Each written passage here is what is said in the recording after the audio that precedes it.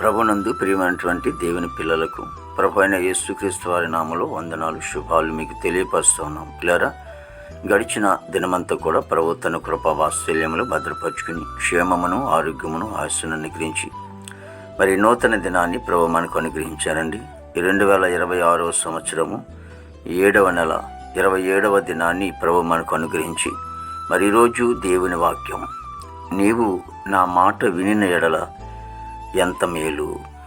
కీర్తన గ్రంథము 81వ కీర్తన 8వ చరణం అండి. మరి ఒక వ్యక్తికి మేలు జరగాలంటే, ఒక వ్యక్తికి ఉపకారం జరగాలంటే, ఒక వ్యక్తికి ఆశీర్వాదకరంగా ఉండాలంటే, మరి ప్రయోజకుడిగా ఉండాలంటే, దీవెనికరంగా ఉండాలంటే మరి దేవుని మాట వినాలని దేవుని వాక్యం సెలవిస్తుంది. దేవుని పిల్లలను గురించి మాట్లాడుతున్న మాట ఏంటంటే, అయ్యో ఇశ్రాయేలు నా మాట వింటే ఎంత మేలు అనే భావన మంచి మనం చూస్తూ ఉన్నామండి. కానీ దేవుని మాట వినటం ద్వారా మేలు కలుగుతుంది.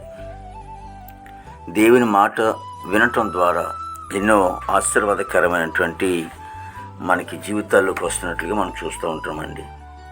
అందుచేత దేవుని వాక్యాలు అంటున్న మాట ఏంటంటే, దేవుని మాట వినవలనని, దేవుని మాట మరి జాగ్రత్తగా వినాలని దేవుని వాక్యం సెలవిస్తుందండి. కాబట్టి దేవుని మాట వినటిలో చాలా ఆసక్తి కలిగి ఉన్నారని లేఖనాలు సెలవిస్తూ ఉన్నాయి.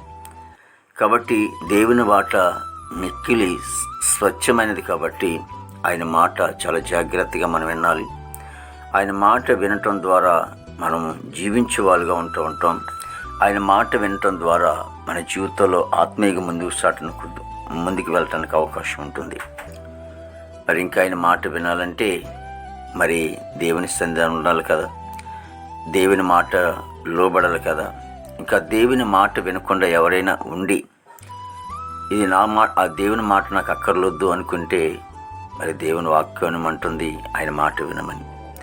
ఆయన మాట వింటేనే మనం మేలు పొందుకుంటాం, ఆశీర్వాదం పొందుకుంటాం, దీవెనికరంగా ఉంటామని లేఖనం సెలవిస్తోందండి. కాబట్టి ఇంకా ఎవరైనా దేవుని మాట వినకుండా, దేవుని మందిరానికి వెళ్లకుండా, యేసుక్రీస్తు ప్రభువుని నమ్మకుండా ఉన్నట్లయితే ఈ అనుకూలమైన సమయం యేసుక్రీస్తు ప్రభువుని సొంత రక్షగా చేసుకోండి, మారు మనసు పొందండి, బాప్తిని తీసుకోండి, దేవుని రాజ్యాన్ని సిద్ధపడండి. మహాపరిశుద్ధుడు, ప్రేమగల తండ్రి, కృపల యేసునికి వందనాలు, స్తోత్రాలు, స్తుతులు చెల్లిస్తున్నాం ప్రభు. మహోన్నతుడా, సర్వశక్తి గల దేవుడా, నీకు వందనాలు తండ్రి ప్రభా. ప్రతి కుటుంబాన్ని కూడా మీరు ఆశించి దీవించండి. మా భారతదేశాన్ని మీరు ఆశించి దీవించి వ్యస్తం తోడుగా ఉంచండి తండ్రి.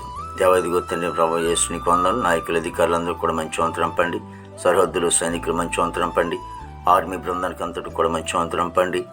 దేవానికి వందనాలు తండ్రి ప్రభు. పరిశుద్ధుడా, నీకే స్తోత్రాలు చెల్లిస్తున్నాం ప్రభు. మరి నన్ను యవన బిడ్డలందరినీ కూడా ప్రభు మీరు రక్షించుకోండి, యువకులు మీరు రక్షించుకోండి, చెడు వ్యాసుల నుంచి దూరపరచండి తండ్రి. నీతి మార్గంలో నడవటానికి కృప తెచ్చేయండి. దేవానికి వందనాలు. చదువుకునే బిడ్డలు మంచి జ్ఞానం ఇచ్చి నడిపించండి తండ్రి. ప్రభానికి స్తుతి స్తోత్రాలు చెల్లిస్తున్నాం ప్రభు. వారి తరగతులు చక్కగా చదువుకుని ప్రయోజనుడు కృప తెచ్చేయండి. బిడ్డలను బలపరచుకో తండ్రి. ప్రభు ఉద్యోగస్తులు కూడా మంచి వంతనం పండి వారు చేసిన ఉద్యోగం మేసం తోడుగా ఉంచండి. రాకపోకలు మీ సహాయం తెచ్చేయండి తండ్రి. దేవానికి వందనాలు తండ్రి. మా దేశ పాడి పండుగ మీరు ఆశను దీవించండి తండ్రి.